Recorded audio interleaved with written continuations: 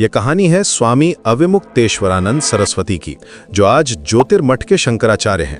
लेकिन उनकी यात्रा इतनी सरल नहीं रही है जितनी लगती है। इसमें संघर्ष है, विवाद है और सबसे बढ़कर है एक अटूट आस्था की शक्ति। सन 1969 में प्रतापगढ़ जिले के ब्रह्मपुर गांव में जन्मे उमाशंकर पांडे को शायद ही पता रहा होगा कि एक दिन वे भारत की सबसे पुरानी धार्मिक परंपराओं के संरक्षक बनेंगे। उनके पिता पंडित राम सुमेर पांडे एक साधारण ब्राह्मण परिवार से थे। छठी कक्षा तक गांव में पढ़ने के बाद जब उमाशंकर को आगे की शिक्षा के लिए भेजा गया तो यहीं से शुरू हुई उनकी असाधारण यात्रा। गुजरात में राम चैतन्य गी के पास भेजे गए ये बालक धीरे धीरे संस्कृत और वेदांत की गहराइयों में डूबता गया। काशी में आकर उमाशंकर की मुलाकात हुई स्वामी करपात्री जी महाराज से। यहाँ उन्होंने न केवल सेवा की बल्कि जीवन के अंतिम क्षणों तक महाराज जी की देखभाल भी की। ये वो समय था जब एक युवा के मन में संन्यास के बीज अंकुरित हो रहे थे। बजौरिया संस्कृत कॉलेज और संपूर्णानंद संस्कृत विश्वविद्यालय से नव्य व्याकरण में आचार्य की उपाधि प्राप्त करने के बाद उमाशंकर की मुलाकात हुई स्वामी स्वरूपानंद सरस्वती से।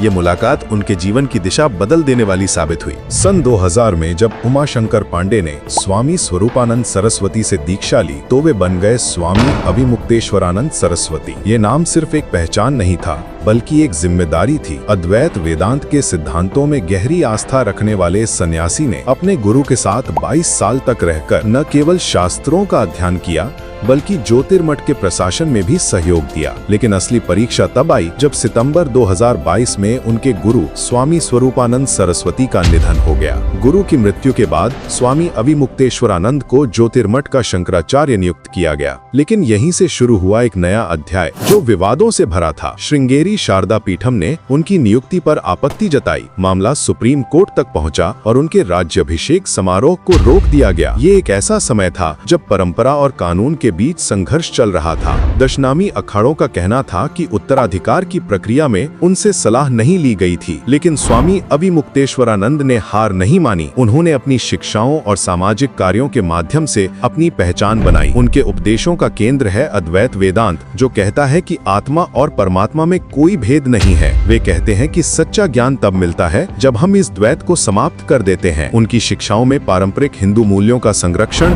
और आधुनिक समय की चुनौतियों का सामना करने की प्रेरणा दोनों मिलती है। स्वामी अविमुक्तेश्वरानंद का सामाजिक योगदान भी कम महत्वपूर्ण नहीं है। गंगा आंदोलन में उनकी भागीदारी ने सरकार को 2008 में गंगा को राष्ट्रीय नदी घोषित करने पर मजबूर किया। वाराणसी में 112 दिन तक चले उनके धरने ने पूरे देश का ध्यान गंगा की दुर्दशा की ओर खींचा। उन्होंने कहा था कि गंगा सिर्फ एक नदी नहीं है बल्कि हमारी माँ है और माँ की रक्षा करना हमारा धर्म है। गौ संरक्षण के मामले में भी स्वामी अविमुक्तेश्वरानंद की आवाज बुलंद रही है। उन्होंने गाय को राष्ट्र माता घोषित करने की मांग की है और गौ हत्या पर पूर्ण प्रतिबंध के लिए देशव्यापी अभियान चलाया है। उनका गौ ध्वज स्थापना भारत यात्रा कार्यक्रम इस दिशा में एक महत्वपूर्ण कदम था। वे कहते हैं कि गाय हमारी संस्कृति का अभिन्न अंग है और इसकी रक्षा के बिना हिंदू धर्म की रक्षा संभव नहीं है। काशी विश्वनाथ कॉरिडोर के निर्माण के दौरान जब पुराने मंदिरों को तोड़ा जा रहा था तो स्वामी अविमुक्तेश्वरानंद ने मंदिर बचाओ आंदोलन चलाया। उन्होंने कहा कि विकास के नाम पर हमारी धरोहर को नष्ट नहीं किया जा सकता। उनके विरोध के कारण कई मंदिरों को बचाया जा सका।